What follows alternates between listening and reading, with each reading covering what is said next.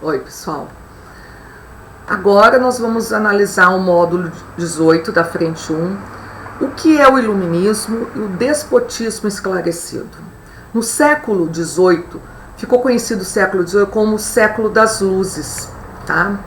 E é um século de várias revoluções, aí o século XVIII, né? Nós temos a Revolução Francesa, nós temos a Revolução Industrial, né? Nós temos profundas mudanças e questionamentos sobre absolutismo, mercantilismo, né? O poder que a Igreja Católica tinha como detentora do saber aí. O iluminismo, ele faz uma valorização da razão, do conhecimento científico, da busca da explicação para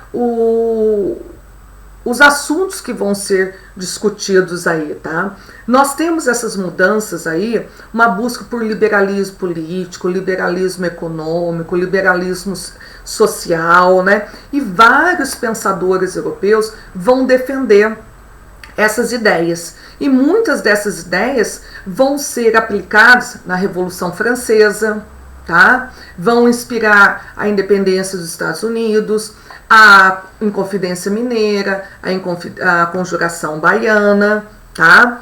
E nós temos aqui o que os iluministas, esses pensadores, homens eruditos, eles fazem vários ataques, né, contra as injustiças, a intolerância religiosa, os privilégios da Europa, não é?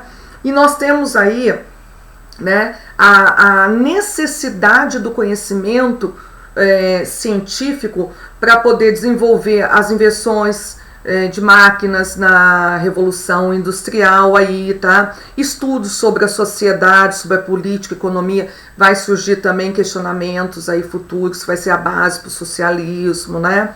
Então, assim, a filosofia iluminista, ela é assentada sobre o estudo da natureza e da sociedade, tá? Porque o homem faz parte, se o homem é social, ele faz parte da natureza, precisa entender os mecanismos da natureza para entender a sociedade, para entender o homem, tá? Nós temos então aí os principais filósofos, tá? Montesquieu, ele satirizava, ele usava em seus relatos, né, a sátira sobre os costumes da época, as instituições, até a Igreja Católica. Ele era um monarquista, tá? Ele não era contra, ele era contra o absolutismo, não contra a monarquia, tá? E ele defende a separação, o equilíbrio dos poderes, né? O executivo, o legislativo e judiciário, para poder garantir a liberdade do indivíduo. Mesmo numa monarquia, deve haver os poderes divididos para ter um equilíbrio e garantir ao indivíduo a sua liberdade, tá? Nós temos outro pensador que é Voltaire, né?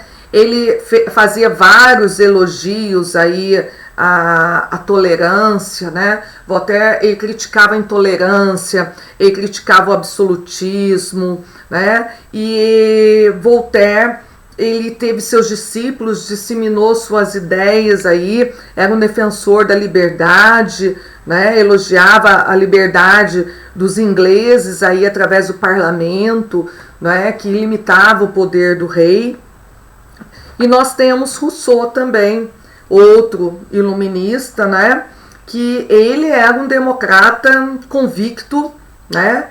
E ele defende contrato social, que fala sobre a liberdade e a igualdade entre todos os homens, né? Que havia necessidade dos homens ter leis, né? Mas essas leis não podiam ser muito punitivas, tinha que permitir ao homem ter uma certa liberdade, né? E queria que os homens, as classes fossem iguais, né? E falava que o poder político está no povo. Tá? O poder não está na mão de uma pessoa, não, o poder não é a pessoa, o poder é o povo, tá? E essas ideias foram muito importantes de Rousseau para a Revolução Francesa, inspirando aí o terceiro estado, né? Quando se viu um governo aí tirano, né? E o poder que emanava deles para destituir um governante. Nós temos aí Diderot e D'Alembert, eles ficaram incumbidos de catalogar as ideias iluministas, colocar tudo num livro só, e foram vários livros, criando uma série de livros com ideias iluministas chamada Enciclopédia, foram 35 volumes aí, tá? Então, esses iluministas, eles criticavam muito a política, eles eram contra o absolutismo, né, contra o mercantilismo, né, contra essa sociedade estamental, contra o domínio da Igreja Católica, a interferência da Igreja Católica. E nós temos no liberalismo econômico aí os fisiocratas, que eles defendem, como Quesnay e Gurnay, eles defendem que a riqueza vem da terra, tá? A verdadeira riqueza que gera riqueza é a terra, diferente aí de Adam Smith, que acha que a riqueza vem do trabalho, né? E nós temos aí Adam Smith, ele defende a propriedade privada, o fim do intervencionismo estatal, que é o mercantilismo na economia, né? Ele acha que o trabalho que gera toda a fonte de riqueza aí, né? Que o trabalho tem que ser livre, né? Sem interferências. Então ele é o grande pensador do liberalismo econômico, dessa liberdade econômica, né? E ele acredita na lei da oferta e da procura.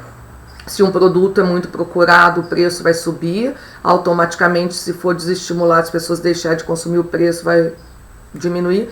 A gente vê que no capitalismo não é bem assim que funciona. Quando sobe, depois não abaixa mais, né? Então, assim...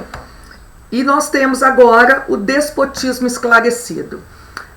Déspota são governantes autoritários, esclarecidos porque conhecem a teoria iluminista, tá? Eles conhecem, então eles fazem uma série de modernização nos seus países, aconteceu muito na Europa, né? E tentam adaptar algumas ideias iluministas ao seu padrão, ao seu modelo absolutista.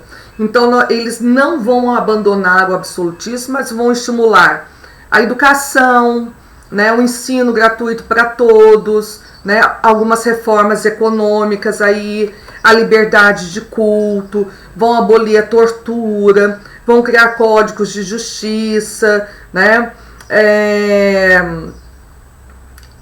vão abolir a servidão, que são resquícios ainda da Idade Média, né. Aqui no Brasil, por exemplo, que vai refletir, vai ser o primeiro-ministro de Portugal, Marquês de Pombal. Ele era autoritário, tá? Mas ele tomou ele reformou Lisboa depois de um terremoto, né? Reorganizou a economia, afastou os nobres e a igreja do governo de Portugal. Aqui no Brasil expulsou os jesuítas, acabou com o sistema de capitanias hereditárias, mas o poder vinha dele, ele tomava decisões e deixava ninguém participar.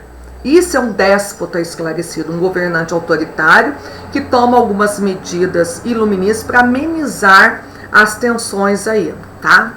Tudo bem? Vamos pro próximo.